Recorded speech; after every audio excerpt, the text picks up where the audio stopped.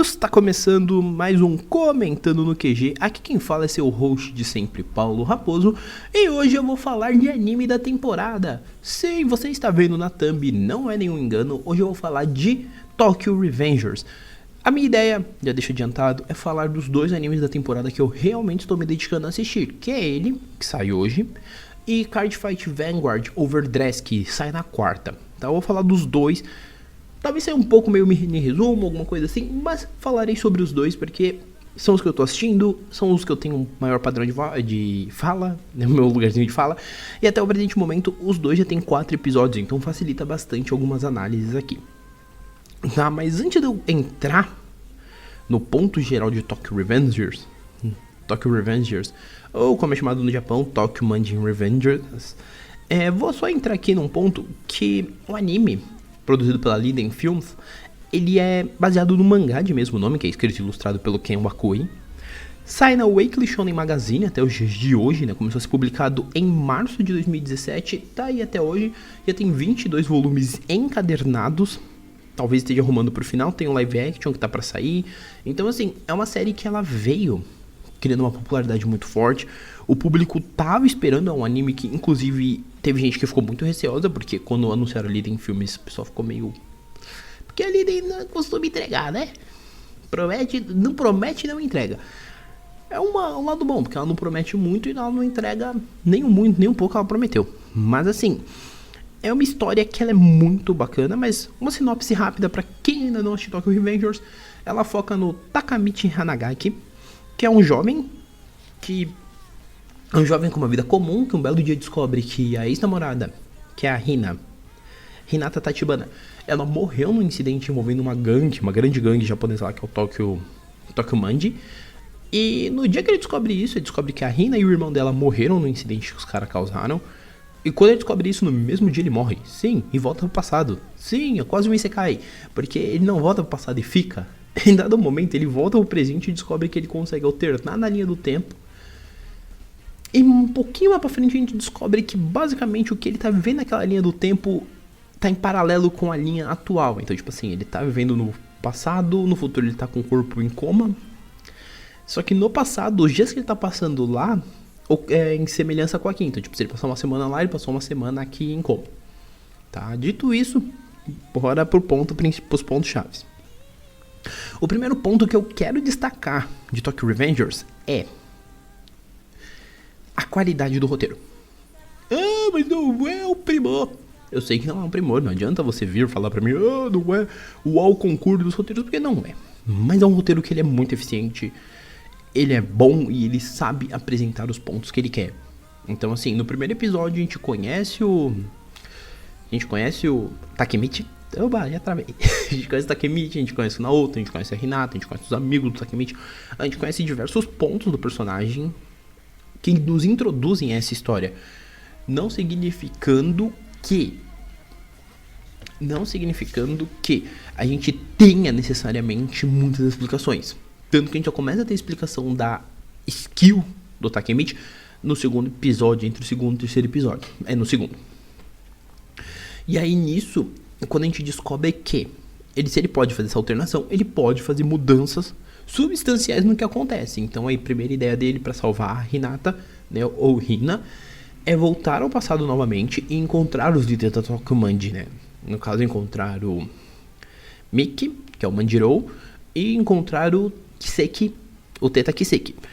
Só que, quando a gente volta pro passado, a gente conhece o Manjirou e a gente também conhece o Ken Ryuguji, que é o Draken, que são a Tokyo Manji daquela época, entendeu? E aí a gente vai vendo que, assim, tem que impedir, né, que o Manjiro Sano, que é o Miki, encontre o Teta Kisaki, que é a skill do momento, e nesse meio tempo a gente vai vendo como o Takemichi se aproxima do Manjiro. O que é bem interessante, porque assim, o nosso protagonista, ele não é um personagem de atitude, ele não é um personagem que, nossa, ele é um exemplo de coragem. Isso é um fato, e a série mostra muito bem isso, eu acho muito interessante. Ele é bem covardão, ele não tem muito esse interesse, e quando a história começa a mostrar que ele pode fazer essas mudanças, ela mostra de uma maneira muito interessante. Ela mostra que é ele olhando e falando, mano, Vivi minha vida inteira na merda, tô pedindo desculpa, agora que eu sou adulto só sei pedir desculpa, não consigo ter uma atitude real, assim, de momento de atitude. E agora eu posso fazer isso, então eu quero e vou fazer, e isso é muito bacana, porque não é uma evolução muito grande, mas é algo condizente, porque quantos de nós, se pudéssemos voltar ao passado, não teria uma atitude dessa, de putz, nesse momento aqui eu podia ter tido uma vírgula de coragem e talvez eu não tivesse dado um problema, não tivesse gerado algum problema, não tivesse gerado uma situação X. E às vezes é esse momento de coragem que faz toda a diferença, e isso é muito legal. Porque a história ela realmente se firma, ela realmente se sustenta e funciona muito bem, né, nesses detalhes. E um ponto que eu acho legal é a questão de ninguém ficar, nesse primeiro momento, explicando muito sobre a viagem no tempo que o Takamichi consegue fazer. Ele consegue fazer, tem o gatilhinho, que é o apertinho de mão, e é isso. E a história não fica, mas dá pra fazer isso, é assim que funciona, é assim. Não, a história também não se foca muito nisso. Eu gosto de, nesse momento, o anime não ficar focando em tentar explicar isso. Não sei se o mangá faz, porque eu não li. Mas eu gosto da forma como o anime trabalha essa questão de não ficar te dando muito detalhe técnico. Ele realmente quer fazer você focar na quest do momento. Isso é muito legal. Além disso, eu tô gravando esse episódio logo depois de assistir o 4º episódio da série. Que eu já deixo um parênteses aqui, que foi um episódio que eu não tinha visto quando saiu, que saiu no sábado. E quando eu vi, né, eu abri o Twitter tava com o Tokyo Revengers no Trend Topics. E eu achei curioso, né? Falei, deixa eu dar uma olhada. Só que eu não consegui entender, porque, tipo assim, tinha uma galera que falava de ler mangá, etc. E tinha algumas que colocavam uma cena do episódio. E que, convenhamos, foi um 4º episódio muito impactante. Eu não vou dar spoiler do episódio, vá assistir, tá na Crunchyroll. Vai ter, inclusive, dublagem, eu vou reassistir dublado depois. Mas, cara, é muito impactante. O episódio, ele realmente te impacta muito, porque acontecem diversas coisas, né? Ele descobre que, sim, tudo que ele faz muda. Já começa pelo fato de que no começo da série, isso é o primeiro episódio, então não é spoiler. No começo da série, o Naoto tava morto, né? A gente descobre que o Naoto e a Hinata morreram. No final do episódio, o Naoto tá vivo. Por que o Naoto tá vivo? Porque uma atitude que o Takemichi tomou no passado de conversar com o Naoto fez o Naoto querer virar policial, focar nisso pra proteger a irmã dele. E fez com que ele ficasse vivo. Então naquela linha do tempo, né, na linha do tempo que ele alterou lá no passado, o Naoto ficou vivo. E nesse 4º episódio, uma atitude que ele também toma faz com que a linha do tempo se altere de novo. E um dos amigos dele vire um dos líderes da gangue, né, do Tokyo Manji. Então tem essa diferença que torna tudo ainda mais surpreendente, porque a gente descobre que tipo, o que ele fizer tende a mudar muita coisa. E é bem interessante também a parte que isso é melhor explicado, porque assim, o roteiro ele se esforça bastante pra não forçar essa questão, mas ao mesmo tempo pra mostrar que tudo que ele faz no passado tem uma consequência, né? Por exemplo, no passado em questão, o amigo dele, que atualmente foi pra Tokyo Revengers, nesse 4º episódio mostra que é um dos líderes da Tokyo Manji, que é o Sendo Atsushi, ele era um moleque que ia virar um bandidinho qualquer se a linha do tempo não tivesse sido alterada. Então, tipo assim, de certa forma, as atitudes do nosso protagonista influenciam em tudo que vai acontecer no futuro de alguma forma. E isso é legal, isso funciona, isso é bem podado assim, em pequenas pinceladas. Sem contar que todos os momentos dele no passado é extremamente legal, porque você vai vendo a interação dele com aquele pessoal que ele vivia na adolescência, você vai vendo o quanto eles evoluíram, né, naquele momento, e isso realmente é muito bacana. Tá? Nesse aspecto eu não tenho o que reclamar, e eu só quero fazer um ponto que eu tô muito chocado, que tem muitos caras aqui que são dublados por dubladores que eu conheço. Por exemplo, o próprio Sendo Atsushi, ele é dublado pelo Takuma Terashima, que é um seiyuu, um voice actor muito bom. Mas vamos voltar a outros pontos, né? Que a questão um pouco mais técnica, que isso eu não sei, então vai ser uma cagadinha de regra minha. Tá aqui. Qual que é a questão? Que é até uma brincadeira que eu já faço aqui semanalmente.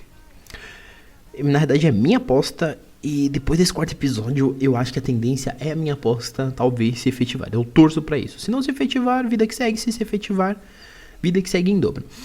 Mas uma coisa que eu percebi é que Tokyo Revengers ele tem tudo pra ser um anime que vai fazer sucesso na temporada por um motivo muito simples. é que o roteiro tem uma extrema qualidade. A animação da Liden Filmes, ela é muito simples. Ela vai do ok pro... what? Em questão de poucos frames. Não digo um watch muito agressivo, não é um time C da Toei, mas é um bagulho que incomoda um pouquinho, assim, quem não tá tão acostumado. Mas ele tem esse dom de migrar muito rápido. Então, assim, é uma animação muito ok, não é um lixo completo, mas é uma animação muito ok. Por um rolê que ele basicamente podia ter dado um anime com maior qualidade de animação, etc. Porque ele não é um anime muito porrada a todo momento. Ele é um anime que ele vai tratar de drama. Ele trata de momentos que são extremamente sérios. E isso pega muito se a animação ela não consegue ser extremamente boa. Mas ela funciona muito bem. Ela consegue criar bons momentos. Então, assim, o roteiro sustenta tanto que mesmo a animação não sendo o A1 do super trunfo, ela ainda é extremamente competente. Ela ainda é extremamente eficiente. E isso é legal pra caramba. Isso funciona muito bem. Porque acaba mostra como eu já imaginava que a série merece, né? Todo esse charme que ela tem, merece todo esse carinho que ela tem. Inclusive, é muito impressionante que se você entra no MyAnimeList, que é um dos principais sites pra isso, você percebe claramente, e bem claramente você percebe que a série tem uma nota muito alta. Pros padrões, assim. O mangá tem uma nota ali 8 ponto algumas coisas, né? 8.6, 8.7. E o anime tem 7.9. Então, assim, são notas muito altas. E não porque a galera tá puxando o saco. Não, é porque é um anime que ele realmente é bom.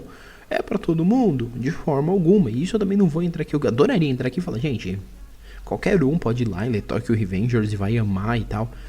Mas, mano, tem coisa que se você não tá pronto pra embarcar, você não vai embarcar. Não adianta eu falar pra você, pô, vai ver Tokyo Revengers que você vai achar genial. E às vezes o que você tá querendo é uma vibe mais tranquila, entendeu? Às vezes o que você quer é uma vibe mais comedinha. Talvez Tokyo Revengers não seja pra você. E é muito interessante. Você vê que é um anime que ele tá cumprindo uma cota de animes que a gente tem, né? Minha Magazine tem algumas obras assim. Mas a forma como ele cumpre essa cota é bem interessante, é bem gostosinha mesmo de assistir. Tá? A trilha sonora é boa, eu acho eficiente. As músicas temas são muito boas e viciam. Já admito que eu tô viciado até no encerramento. Porque a abertura eu imaginei que ia ver algo bom, né? Porque é o oficial Higen Jin, né? Que já fez a opening de Hinomaru Zumo e eu gosto muito da banda.